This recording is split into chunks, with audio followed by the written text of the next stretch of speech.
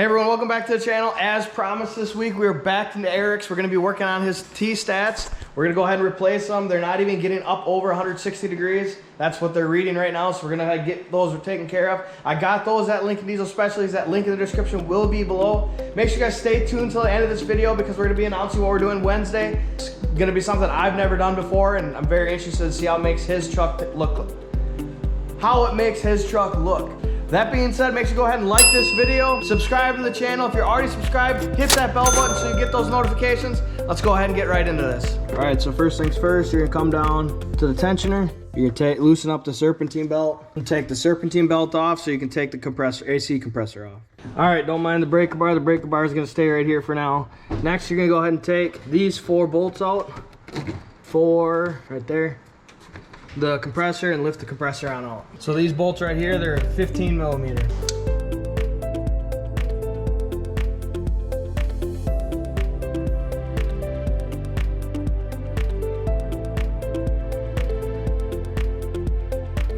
Next, you gotta take these connectors apart so that you can get at this bracket right here and take this bracket off so we can lift the hose up.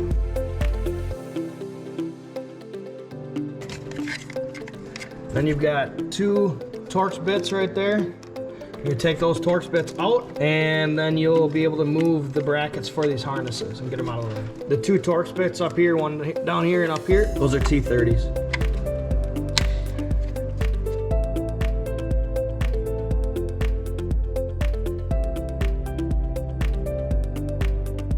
And able to get this bracket off, you have to take this bolt out. There's a bolt back here you got to take out. Once you take this bolt out, this assembly will come off. There'll be another bolt underneath it, and those are 12 millimeters.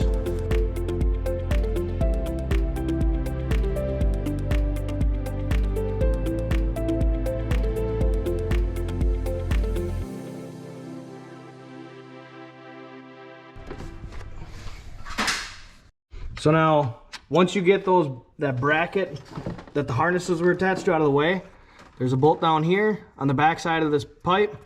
That's 12 millimeter, and this bolt in the beginning. Take those 2 out.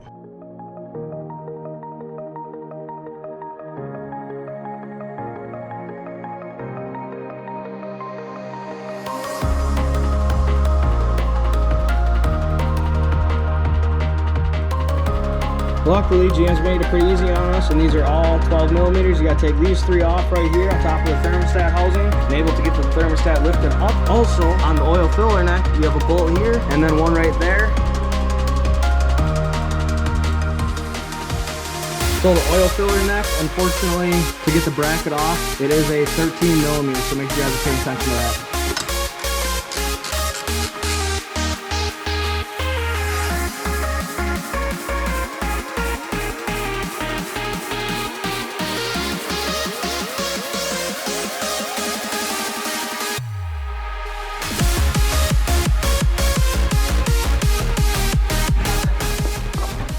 So before we take these 2 bolts out, which will be 12 millimeters as well, I believe, we're gonna actually bleed the bleeder screw right here. It's a different tactic. We're gonna see if it works so we don't spill coolant all over the place. There's multiple ways to do it, but it's so far, this is the cleanest option we can come up with right now. Here we go. Here we go. Good catch.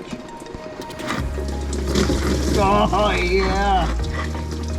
Mother of pearl. So once you get your coolant drained, there are going to be 2 more bolts that you got to take off. They're both 12 millimeters.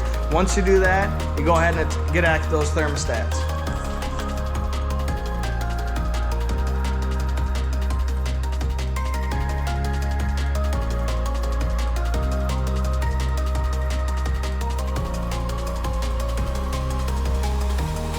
All right, so here's what it looks like when they come out, but then you want to put these back in the same exact way when you take them out. All right, so you have one here that has these 2 copper, like Eric said, check valves, and then you have one here that's completely different than the other one. And it's very important when you guys go to reinstall these that you make sure you put them back in the same exact order you took them out. Make sure you don't reverse them because that's gonna create a whole mess of slew of things that you don't want. And then make sure when you put them back in there that you orientate them the same direction. And what I mean by that is basically you look at the new thermostat here. And I don't know if it's gonna focus for you guys, but you look at their writing, and whichever way their writing is, you make sure you put it exactly the same.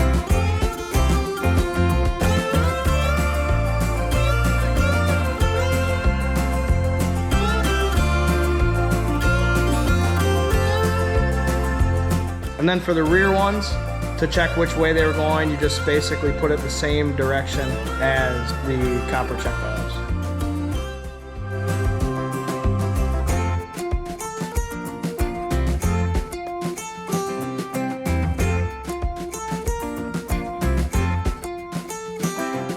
So once you get the new thermostats here in, those two bolts, this bolt here, or this bolt here, and this bolt back here, those are gonna be 18 foot-pounds of torque.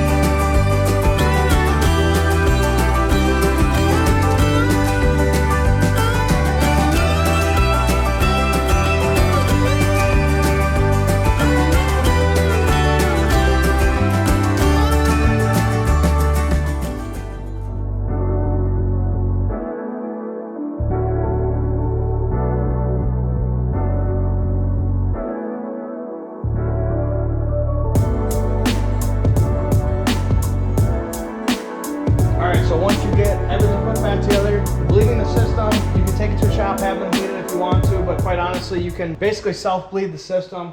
You know, keep an eye on your filler over here. Run the truck, run the truck, run the truck. Keep an eye on it. Top it off with Dex Cool. Keep doing that over and over and over again. And by no means is that the best way to do it, but it's a simple way to do it, and you know, it kind of self-bleeds itself at that time.